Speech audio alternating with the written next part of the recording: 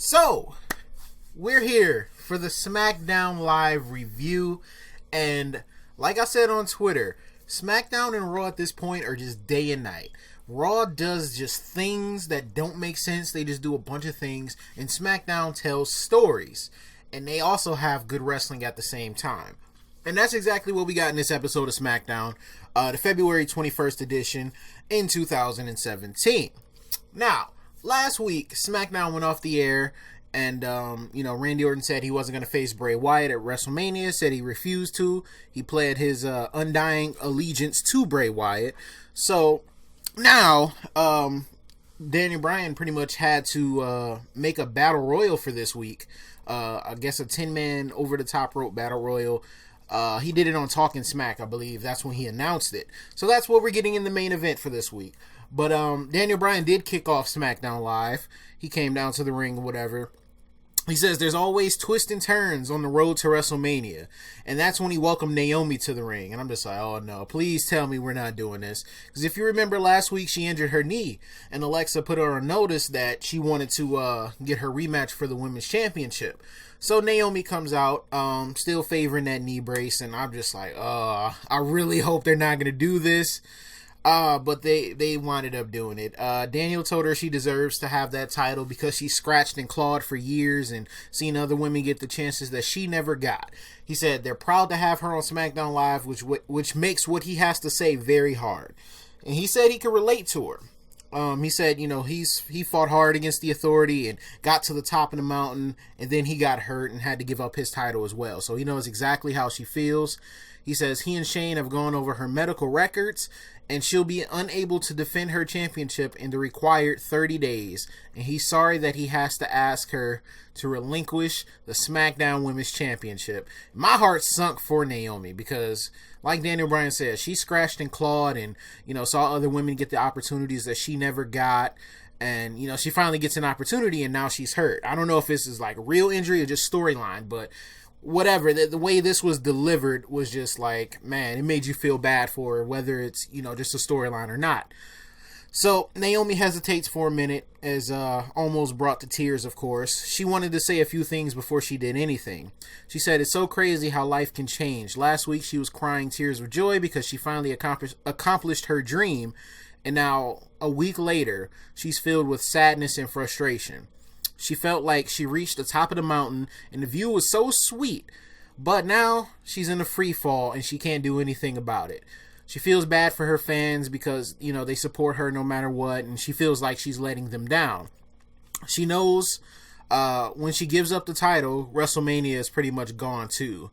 Then she breaks down, she starts crying a little bit, and then she hands over the SmackDown Women's Championship to Daniel Bryan, thus vacating the title. She said whoever is borrowing that title right now, when she comes back, they'll feel the glow. And she said it with such passion. She had, the tears flowing down. It felt real. So, I could just feel the emotion just oozing off of her. She was just crying the real tears, and you could do nothing but feel bad for her. Her heart was just broken.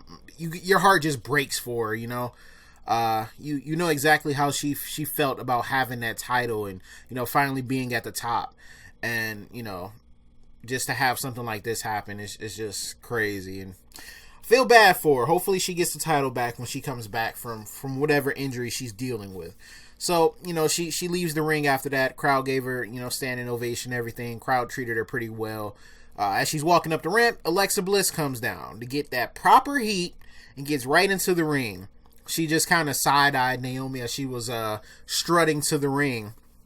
So she gets in there and, she tells Daniel that that was amazing to watch. She said she could go without the sob story, but the ending part when she gave up the title was perfection. She says all she wanted is her rematch for the past 2 weeks, and she hasn't been able to, and Naomi wasn't able to defend her title, so now they're in a jam. She says she likes to help at all costs, and they can figure it out together.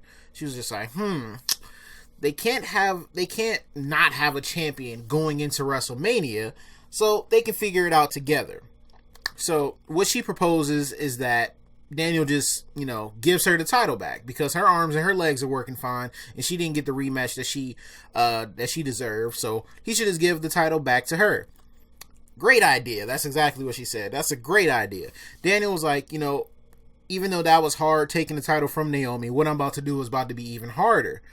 And he says, well, you are the former SmackDown Women's Champion, and I suppose it would be smart to give you the title back, but I'm not going to do that. Instead, I'm going to give you an opportunity. And since Naomi won't be ready, he knows someone else who will be ready. And then he brings out Becky Lynch. And I'm like, okay, all right. Becky was screwed out of her championship match in the steel cage match a few weeks ago on SmackDown. But didn't she lose last week to Mickie James? So wouldn't Mickie James more than likely be in a better position to get a title match than she is? But, they're not going to put Mickie against Alexa because they're kind of in cahoots together. So we did have a women's championship match, one I didn't expect. So, they have the championship match. I wasn't certain that Naomi's injury had became that bad that she had to vacate the title, but I guess it was bad enough that she'll be out, more than a month and can't defend it, so she had to vacate it. They did a good job of showing the sympathy for Naomi, and if she's back by Mania, it'll mean a lot more if she regains her title there. But we do get a good match here. Becky was on fire. Like I said, she was screwed out of her title match in that steel cage when Mickie James was, revealed to be La Luchadora. And she started working at a very quick pace, and she was just adding an extra snap to her moves than she normally does. She wanted that title back, and she had the perfect opportunity to do so. And she's beat Alexa before one-on-one, so this isn't anything new. But, right as Becky started to heat up, Alexa, she was trying to drag Alexa back into the middle of the ring, but Alexa was holding on to the ring apron on the outside. So as soon as she, got her off of it, or, Becky broke the hold or whatever, the ref went to go fix it. And as soon as Alexa got up, she hit her with like this throat chop. She used both of her hands and just throat chopped her and rolled her up for the pin. And we have a new women's champion. We have a 2-time SmackDown Women's Champion, and it's Alexa Bliss. Now I was surprised the match only went that long. I don't even think it went 10 minutes. It was maybe like 6 or 7. But, Alexa's the new SmackDown Women's Champion. And I think it made the most sense, to be honest, storyline wise, because considering Naomi's hurt, whenever she does come back, she's going to go after Alexa Bliss. It wouldn't have made sense for her to go after Becky Lynch, who's still in a rivalry with Mickie James. So after the match, Mickie James was on the entrance ramp celebrating with Alexa Bliss, and Becky turned her back to them because she didn't want to see all of that. So as soon as she did that, Mickie James sprinted to the ring to try to attack her, and she just wound up getting thrown back out the ring, and it was just a failed attempt at an attack. So they're going to continue their rivalry. They both have one victory over each other, so we'll see where that goes in the next couple of weeks. Like I said, about the Battle Royal, it was 10 men who were going to participate, so all of them got a chance to pretty much plead their case as to why they're going to win the match and go on to main event WrestleMania against Bray Wyatt. I really like what they did there. I'll talk about it, once I start talking about the main event, but I like what they did. It kind of reminded me of the Royal Rumble. I think they did a few promos then, but they were all pretty convincing. Even Mojo Rawley, believe it or not, they were all pretty convincing, that they were going to win and, go on to WrestleMania. So I think it was a pretty good idea to hype up the importance of the number 1 Contenders match. So after that, we got a Natalya promo. She was just being interviewed or whatever. She was asked, about the support that Nikki Bella has gotten over the past few weeks. She says she's only getting support because she was made in the lab for Instagram likes. She has everyone fooled with her fake smile, fake laugh, and silicone. And she's going to expose her tonight and show that she isn't that good of a wrestler. That was crazy. Everybody throwing them silicone shots at Nikki Bella. I think that's freaking hilarious. We'll talk about that match too. I thoroughly enjoyed that match. It was all I expected it to be. Next we had American Alpha versus Breezango, who were not playing no games when American Alpha made their entrance, because they attacked them. You know how American Alpha's entrance goes. Chad Gable goes up the stairs and Jason Jordan hops onto the apron, and then they get into the ring. As soon as they went to do their simultaneous entrance, or whatever, ring entrance, Breezango attacked them. They went on the attack, and this just seems to be like the thing that every team is doing against them now. They're attacking them from behind. They're just trying to be like the Usos, but it didn't work. It seemed like it was working to begin with, but every time Jason Jordan and Chad Gable just come back and it's pretty much over. But they didn't hit Grand Amplitude. They hit an electric chair bulldog, paying homage to the Steiner brothers. And I thought that was pretty cool. It was a different finisher. They not using the same thing over and over so they don't get stale. And they picked up the victory over Breezango. Now, what was more important was after the match, the Usos appeared in the crowd, and they told them they're going to be the X Tag Team Champions, talking about American Alpha. They said they can't prepare for two brothers who have nothing to lose. And one of the Usos, I believe Jay, said, "When Us tell me to jump, I ask how high." They just went on a nice little rant. I loved what they said. They said, after the show is over, you go into the back, and after everybody's gone, you'll hop into your rent-a-car and go to your hotel. That's probably a 2-star hotel. You drink your little protein shakes and your protein bars, and then you go to lay down and get some sleep or whatever. And then you're up wondering why you can't get any sleep. You're wondering, why the hairs on the back of your neck are standing up and you're getting goosebumps and you're feeling weird and you're sweating. Nah, it's not paranoia. You're not tripping. It's just the Usos. And I loved it. I love how they're booking them. I'm loving their promos. And just every week they're coming out in a different part of the arena and playing mind games with the tag team champions. I love it. Last week they were just backstage in a random area. This week they were out there near the barricade, near the timekeepers area. And they haven't gotten to the ring to interact with them yet. So I think the Usos are going to be the next tag team champions. I'm just loving the type of style they're doing, the type of promos they're dropping, just everything about them right now is excellent. So this heel turn was the best thing to ever happen to them. I always thought they were good, but now they're even great. They're just incredible. And I love that promo they dropped. They're going crazy a little bit. They're showing off how crazy they are by, playing the mind games with the champion who doesn't know, what to do with them. They don't know how to handle the Usos. The Usos crazy. He just said, if Us tell me when Us tell me to jump, I ask how high. So they're willing to do any and everything to get those tag team championships. And I believe they're going to accomplish that very, very soon. Probably at WrestleMania. I would do it at Mania. After that, we get the Nikki Bella and Natalya Falls Count Anywhere match. Nikki Bella, right before the match, was asked if she had any last thoughts going into the match. She said she was still feeling a little bit bad for Natalya, but that's done now, and she's going to prove that she's more than just a pretty face. She's Nikki Bella. She wasn't the longest reigning Divas champion for no reason, and if they had thought it had gotten ugly between them before, it's going to get even worse, and she's going to prove that Natalya is just a broken heart. I wish they would stop bringing up the Divas Championship. Like, that's something they should probably just, sweep under the rug and never mention again, because they used her longest reigning Divas Championship run or whatever to pretty much exile AJ Lee. Because AJ Lee was the longest reigning Divas champion, and then, once she retired or whatever, they didn't want her to have that record anymore. So they gave it to Nikki Bella. So just stop mentioning the damn Divas Championship. We don't want to see that butterfly belt anymore. We don't care about it. So then, like I said, we get the Falls Count Anywhere match, and this match was excellent. They fought all over the damn arena.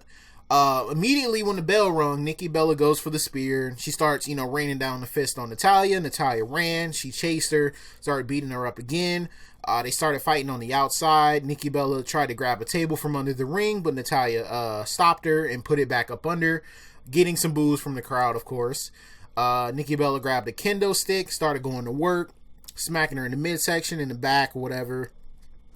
They were just pinning each other after everything they did, only getting 2 counts, of course. That's when Nikki Bella tossed her over the barricade. They started fighting into the crowd. There was this little, barricade area that they climbed on top of after Natalya threw her over it. They climbed on top of it. Natalya tried to do a suplex off of it onto the concrete. That didn't work, of course. She was knocked off of that. And then it looked like Nikki Bella was going to go for a moonsault, but instead she just hit her with the a roundhouse kick. It looked like the disaster kick that Cody Rhodes does, if you guys have ever seen him do that. She was like, she had her back towards her, and she jumped off and flipped around and kicked her right in the face. So that was nasty. It would have been crazy if she did a moonsault, but that was just something I didn't expect her to do. So the kick is fine. The kick was perfectly fine. It was executed to perfection, and it looked like it hurt. Then after that, they fought back to ringside. Natalya threw her into some steps. Then she grabbed the kendo stick, but changed her mind and went to the announcer table and started taking everything off of it. Nikki tried to throw her back into the ring to get her away from it.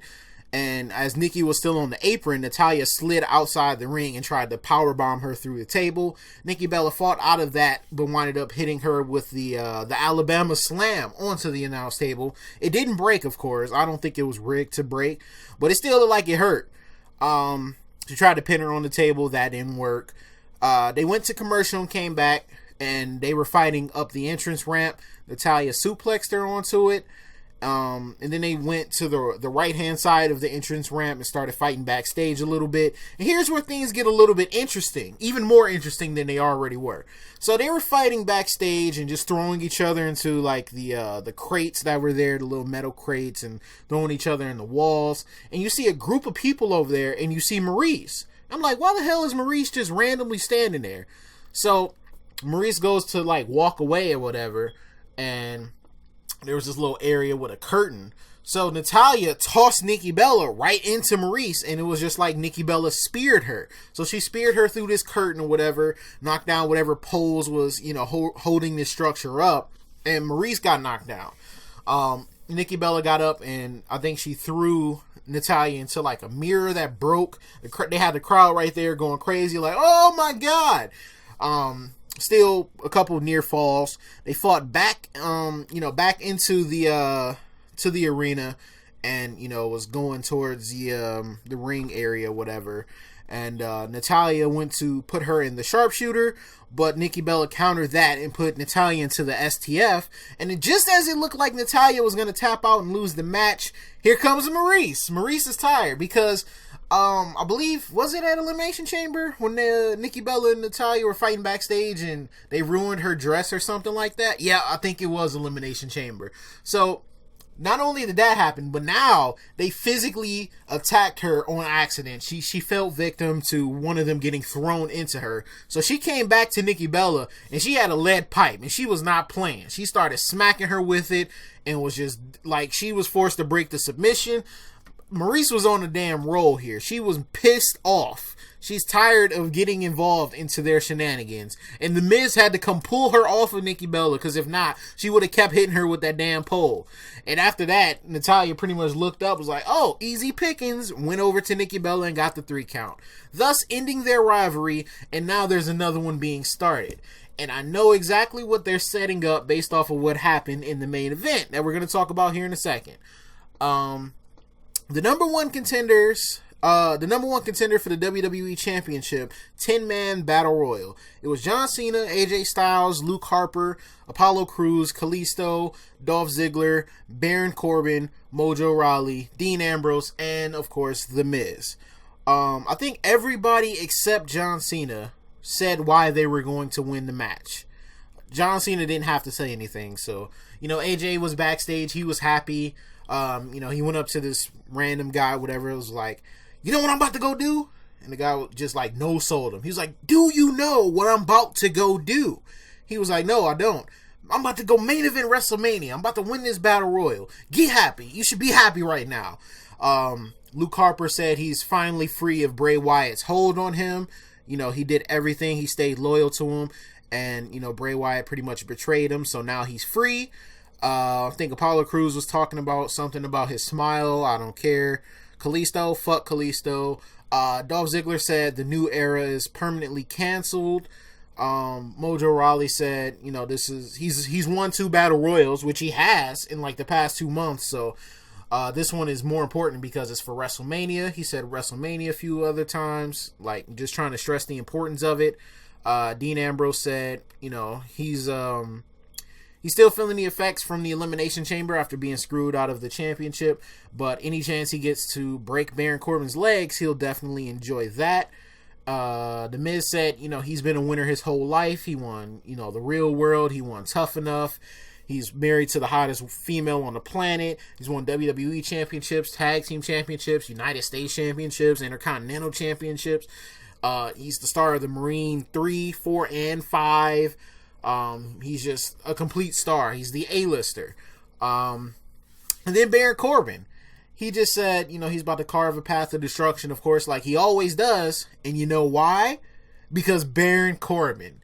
And I love that. He doesn't have to explain anything. Why? What is his reasoning for feeling that way? Because Baron Corbin. I love it. It's perfect. It fits him perfectly. And I love what they're doing with Corbin. This man's going to be a champion by the end of this year, or if not early next year. So yeah, we had the Battle Royal. I just loved everybody's promos or whatever. They even had Bray Wyatt and Randy Orton pop up right before the match, and he said Randy Orton had a great sacrifice for the better of the Wyatt family, and now he's rewarded with the keys to the kingdom, and whoever wins this Battle Royal will be Bray's sacrificial lamb at WrestleMania. Welcome to the era of Wyatt. Now, I think that was a key right there. I think that was a little setup there, because Randy Orton has been playing his role perfectly, and now he has the keys to the kingdom, which is important because he's been trying to get inside Bray Wyatt's head, trying to show him his loyalty, quote unquote. But we all know Randy Orton's going to eventually turn on him. He's even doing things like, I won the Royal Rumble, but because you're champion, I won't face you. Like, he's earned his undying trust, and now he has the keys to the kingdom. Everything that he needs to strike like the Viper that he is. So I think that was a perfect setup for what's to come. And I'm excited for these next couple of weeks to see their build towards WrestleMania, because I still think he's going to face Bray at WrestleMania. So that was great. We have the Battle Royal. The match was all over the place. It started off at 9:30, so it took a while for someone to get eliminated. I think Mojo Rawley was the first one to go. Then Kalisto was next after that, after taking a super kick on the apron from Dolph Ziggler. Ziggler was on the apron as well after he eliminated Kalisto. And he took a roundhouse kick from Apollo Crews and fell off the apron to get eliminated. And then, of course, he goes and grabs a chair, and then he attacks Kalisto again, because why? Fuck Kalisto, that's why. I think Apollo was, distracted by that, because, of course, they've been doing a whole storyline with Dolph Ziggler and Kalisto and him. And he was distracted. Baron Corbin tossed him over the top rope to eliminate Apollo Crews. And Crews knocked the chair out of Ziggler's hand and started trying to hit him with that, and ended up chasing him out into the backstage area. So they were gone. There were just a bunch of crazy sequences after that. Miz did his whole Daniel Bryan impersonation.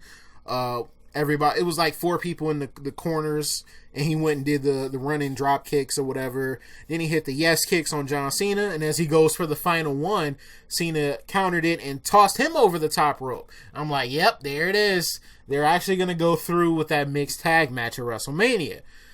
So after that, it was only I think 5 people left: Cena, AJ, Dean, Baron, and Harper. Coming back from break, Cena hit AJ and Dean with this nice double suplex. Cena then went for the 5-knuckle shuffle on AJ, but he wound up catching the end of days from Baron Corbin. And that's when Dean eliminated Corbin from the match, tossed him over the top rope.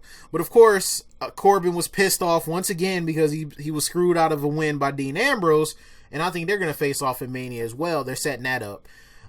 He took Dean Ambrose, grabbed him, took him out of the ring. Didn't take him over the top rope. He just hit him with the end of days on the outside and then walked away. So Dean was out for a little bit. That's when, John Cena was paying attention to what was going on. The Miz, who was eliminated a little bit ago, got back into the ring and tossed John Cena out. So they both eliminated each other. Even though Miz was out of the match and eliminated, John Cena went over the top rope. So John Cena was gone. That just pretty much confirmed it right there for their WrestleMania match. So then it was just Luke Harper, AJ Styles, and Dean Ambrose, who was laid out for a while but got back into the match. They all started fighting on the apron. Dean was in the middle of the two. He wound up catching a kick to the midsection, and because he took the end of days from Baron Corbin, he couldn't hold on much longer, and he was eliminated. So we're down to the final two, Luke Harper and AJ Styles. They were on the apron for majority of the rest of the match, trying to suplex each other off, trying to kick each other off, just doing whatever they could. They were just fighting near a turnbuckle. They were like climbing on it, trying to toss the other person off, teasing back and forth eliminations. AJ got onto the top rope, and then Luke Harper grabbed him like he was about to suplex him, and he just fell. They just dumped over the whatever. They dumped off the apron, and apparently they both hit the ground at the same time. It looked like AJ hit first before Luke, but the referees were all clamoring that they both hit at the same time. So, you know, it wasn't really clear. They didn't really have a good camera angle. So the refs were just in the ring trying to decide what was going on. They said, you both hit at the same time. They were both arguing back and forth. Luke Harper going crazy because he wanted that opportunity. He wants to face Bray Wyatt. That's when Daniel Bryan came out to settle it all. He said, after, talking to the referees, they said the match is going to end in a draw. So we don't have a winner, but next week we're going to settle it. You two are going to face off to determine the number one contender and who's going to face Bray Wyatt at WrestleMania. So, they were both pretty upset after that because they both thought they had won the match. I think AJ went up to Luke. The refs were trying to keep them separate. He poked Luke in the chest, and then Luke just snapped, hit him with the discus clothesline, and then he just started shaking. Like he was just shaking in the middle of the ring. And the crowd started cheering for him. He got on the top rope and was just hyping up the crowd or whatever. They were chanting, Luke! And, he was just feeding into that. The crowd loves Luke Harper. Another star is being created right before our very eyes, and that's all courtesy of SmackDown. This wouldn't go on if this was on Raw, so Luke Harper's doing great. I'm excited to see that match next week between him and AJ. They're going to tear the house down, and then Bray Wyatt appears on the screen, and because, Luke Harper's just in the ring by himself, and then he's just laughing at him. Randy Orton's right behind him just staring, and Bray is laughing at him. He's just laughing. He didn't say anything, he's just laughing. And that's how SmackDown ended. SmackDown ended with Bray Wyatt laughing at Luke Harper. So we'll see what happens next week between AJ and Luke Harper. Like I said, I feel like that's going to be a great match. We'll continue to see, I guess, the setup between Dean Ambrose and Baron Corbin, because Baron Corbin. We'll see The Miz and Cena do their thing, I guess, with Nikki Bella and Maurice. And yeah, we'll see more matches being set up. We'll see if Naomi will be back in time to, reclaim her women's championship from Alexa Bliss. So, I don't know. Great episode of SmackDown. Let me know what you guys thought about it. I'm going to give it a B+. I thoroughly enjoyed everything. And I'm getting hyped up for their portion of WrestleMania. Not so much from the Raw side, but definitely from the SmackDown side. So, let me know what you guys thought in the comment section down below. Thank you guys for watching. Slap a like on the video if you enjoyed. Subscribe if you guys are new. And I will talk to you guys later on. Peace.